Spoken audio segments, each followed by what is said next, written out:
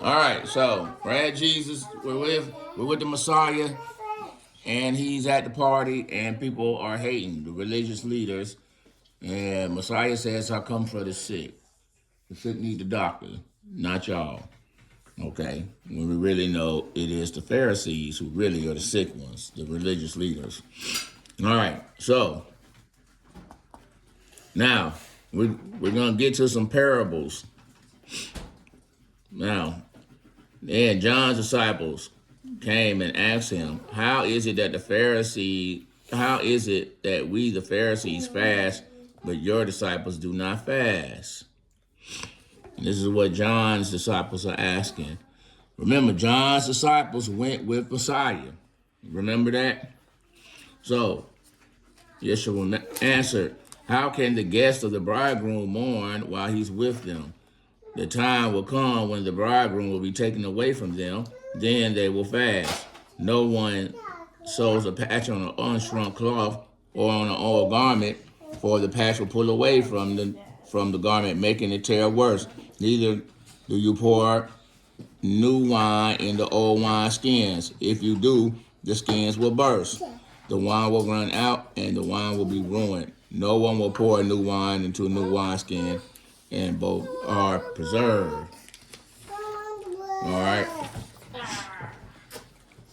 And so, what is he saying in his parables? What is he parable? Listen, guys. So this is a little bit on fasting. Listen, fasting. You guys will hear about it, especially being black, and fasting is really big in black church culture. You understand? Do y'all know what fasting is? No. Fasting is where you go without eating, and for an extended period of time, so you can be closer to God. You're kind of imitating this idea that once my body is physically tired, physically hungry, it's like when I get to this space where I can just focus on nothing but God. You understand? People do it. Do you do it? No, I haven't fasted in a long time. What? I said, did you do it? And so sometimes most popular people fast for 40 days and 40 nights like the Messiah does, where you have nothing but water. That's it for 40 days and 40 nights. I mean, in all honesty, based on the way life has been going with these job things, I probably do need to fast for the next 30 days. You said 40. That didn't have a taste. 40. So what? You said 40. Right. And so doing a fast is a good idea from time to time. You want to connect to the Lord. You want to be focused. And fasting helps you do that. Sometime later, but anyways, what the Messiah is saying is look, we're here now. It's not time. It ain't time for fasting. Because remember, the favor of God is here. The favor of God is here now. This is a time of celebration. This is time for repentance. This ain't no time to be trying to, let me go be pious and go find somewhere to fast and pray. You're in the presence of God right now. Are you listening? Yeah. And so, listen. Think about it like this. When it's time to work, it's time to work. When it's time to play, it's time to play. What they're saying is, hey, it's time. Hey, we need to take time to seek God. But Messiah is saying, why? God is right here, right now. All you have to do to seek him is just come be with me. Sometime later, Yeshua went up to Jerusalem for a feast of the Jews. Yes, a feast. Now there is in Jerusalem near the sheep gate a pool, which in Aramaic is called Bethsaida, in which is surrounded by 5 covered colonnades. Here, a great number of disabled people used to lie: the blind, the lame, the paralyzed. One who was there had been invalid for 38 years. When the Messiah saw him, Joshua saw him lying there and learned that he had been there in this condition a long time, he asked, do you want to get well? All right, picture in your mind Hadassah boys You walk up to this like fountain area, a beautiful fountain area. Ezra, can you see it in your mind? With beautiful fountains and ponds is there. And one of the ponds is magic. One of the fountains has God's blessing. If you get in the water, if you get sick, if you get in the water, you could be healed. Don't know why it was, but this way it was. Does it still exist? Not anymore. Oh. But, so guys, man, they know where it is. Let me not say that. You can see it, but it's not the way it was anymore. Okay? Now, this man has been laying there for 38 years. He can't walk. He can't move. Now, Joshua says, do you want to get well? Of course he wants to get well. Everybody's here at this water to get well. The more unfortunate part is, boys and Hadassah, listen. Imagine if you Asher can't walk and he's right here where this chair is, and all he has to do is get in the water, which is over there by the TV. And for his whole life, no one ever helps him get from the chair to the water so he can walk. This is what Yahshua Messiah is walking into. All these people looking to get better, and no one's even helped this man who can't help himself get in the water. They just walk over him, even though what he needs is right there in sight. That's how wicked people are. And so, sir, the invalid replied, the man replied, I have no one to help me into the pool when the water is stirred. While I am trying to get in, someone else always goes down ahead of me. Then Yeshua said to him, get up, pick up your mat, and walk. At once the man was cured. He picked up his mat and walked. That day, it took place on the Sabbath. Now, have we talked about the Sabbath? The Sabbath is the day of rest. God, to keep us from worshiping this world, said, hey, you can work for 6 days, but on the 7th day, you will not work no matter what. It is sinful. Do you understand? God is trying to tell us that I sustain you, not this work. And to show you, you will not work every 7 days. You will not plant every 7 years. You will let the fields grow wild. Again, your job is to trust me. You understand? And so on the Sabbath, no work is done. And so also, because of this, listen.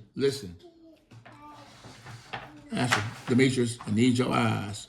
I need yours too. Thank you, Daniel. Okay. Listen, when it comes to work, you can't use work as an excuse not to help someone. Okay? Listen. On this Sabbath day, no one picked this man up and put him in the water because it's like, oh, that's work. If I got to pick this man up and put him in the water, why would I do that? That's against the law. The law says no work. And it's like, wait a minute, but this man needs help. You mean we're going to let him go another day not walking, another year not walking because on the 7th day we can't pick him up because of his work? That's preposterous. That is not loving. You understand? Now, even though the rules, listen, even though the rules say that you don't work on the Sabbath, what is the rule there for? Do you understand? Look at me, boys. And this is for future y'all. The rules exist for a reason. The rule not to work on the Sabbath was so people won't worship the world, so people won't work as though life depended on them, so they can trust God. Do you understand? That's what the rule is there was for them to trust in God. The rule was not there for you to hate your neighbor. Oh, we don't work on the Sabbath, so I can't help you even though you can't help yourself. You understand? That's what he's saying. You understand? This is how evil they are. This is how wicked they are. Here you go. Here you go. You didn't say I don't see ways. It don't matter. There's more than enough people to help him. They just won't do it. We'll do it over there. All right? And so, Messiah comes up. Yahshua says, hey, man, you healed right now. All right? And so the Jews said to the man who had been healed, it is the Sabbath. The law forbids you to carry a mat. The law forbids you to carry your own mat that you lay on. Do you think the law forbids you from carrying your mat? Do you think God will make a rule that say you can't pick up a pillow? No. Right. But this is what they say. That's what they said to the man who been laying there. Do you understand? This man had been laying there all his life. They know the man can't walk. Now he's been healed and he picks up the mat he's been laying on and they're like, look at you, rule breaker. How dare you pick up your mat? And it's like, wait a minute, I've been laying on this ground for 38 years and that's what y'all say to me? It's not miraculous. Y'all not asking, how are you walking? But why are you carrying a mat? Are you serious right now? This is what's happening. So they asked him, who is the fellow who told you to pick up your mat and walk? Who was the man? What? And they said, who said pick up your mat and walk? So they asked him, who was the fellow who told you this? And the man who was healed had no idea who he was, for Yeshua had slipped away into the crowd that was there. So again, he hit that move where he moves to the crowd and then he does it. Again, this is the heart of God. I just want to help the man. I'm not looking to be famous. The man needed help. I just had compassion. And then he just moved on out of there. But then the people were like, what's going on? And so later, Yeshua found the man at the temple and said to him, see, you are well again. Stop sinning, or something worse may happen to you. The man went away and told the Jews that it was Yeshua who had made him well. So because Yeshua was doing these things on the Sabbath, the Jews persecuted him. Yeshua said to them, my Father is always at his work to this very day, and I too am working. For this reason, the Jews tried harder to kill him. Not only was he breaking the Sabbath, but he was calling God his own Father, making himself equal to God. Do you understand? How does this work? I want y'all to pay attention. Not only, boys and girls, listen, not only do y'all have your family's names, the name of your fathers and foremothers, you understand? If you do what I do, it's like you are me. Do you understand? Think about fruit. It says, be fruitful and multiply. An apple tree always produces apples, right? Orange trees produces oranges. People reproduce the same way. God is saying, he is saying, look, like Yahweh Elohim, I am like him. You understand? I am him. Do you understand? You guys will speak that way too at some point. Demetrius, one day, someone's gonna say, why are you doing it like this? You're gonna be like, because this is what my dad does. And I do what my dad does. And so if you're doing what I do, like I do it, then you are equal to me. Do you understand? Do you understand, Damien? Yep. So if Damien acts like Damien, if Damien the younger acts like Damien the older, then he will be Damien. Do you understand? All right. We will move on. Oh, wow. All right. Now, this is the answer. I want y'all to pay attention. This is a lot of text to get through. If y'all can listen, we'll probably end in this. This is how Messiah responds to the people. No.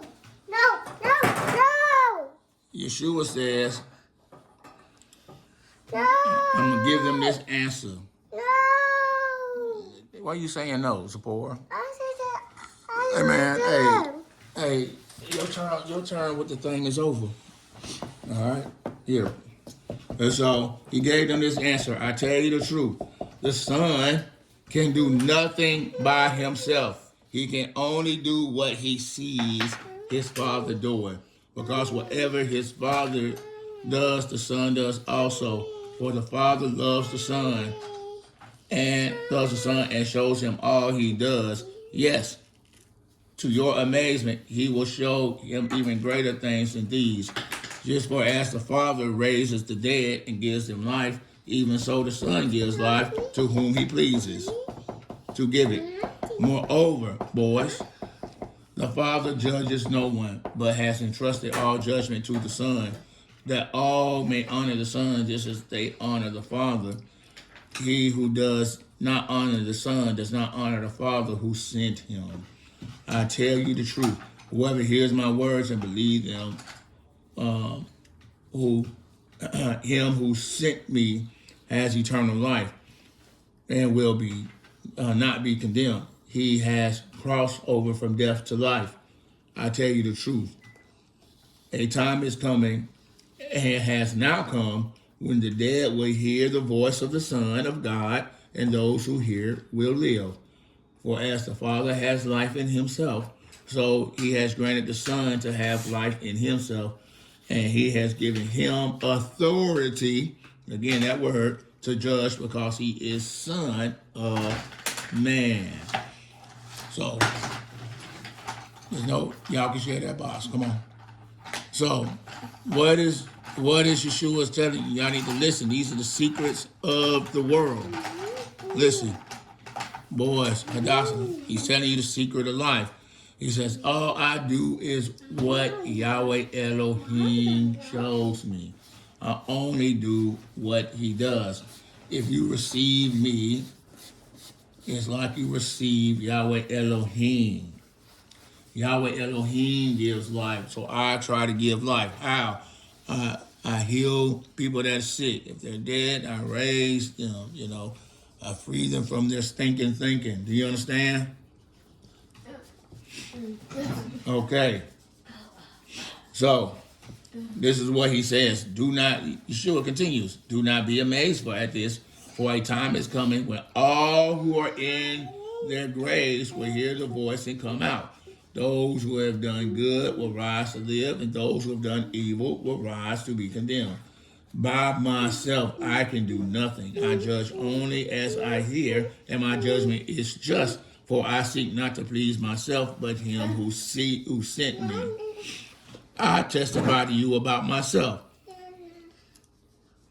My testify is not valid. Testimony is not valid. There is another who testifies in my favor, and I know that his testimony about me is valid. You have sent to John, and he has testified to the truth. Not that I accept human testimony, but I mention it that you may be saved. John was a lamp that burned and gave light, and you chose for a time to enjoy his light. I have testimony greater than that of John, for the work that my Father has given me to finish, which I am doing, testifies that the Father has sent me, and that the Father who sent me has himself testified concerning me. You have never heard the voice, nor have seen his form, nor does the word dwell in you, for you do not believe the one he sent. You diligently, now listen to this. This is important. Hey, I need all y'all to look at me. The problem that we have in churches and even in schools is that people become masters of these books. Do you understand? The reason why I record this and not write it down, because I don't want you or future generations to become masters of words on pages. Do you understand? These words on the pages are supposed to motivate you to change your life. This is about how you live every day with your brother that has your face, your sister who doesn't, your sister up there, the people you see at church, the people you see at SAC. You're supposed to be a master at how you live. Do you understand? With them. Love God, love your neighbor as yourself. Do you understand? This is what it's supposed to look like.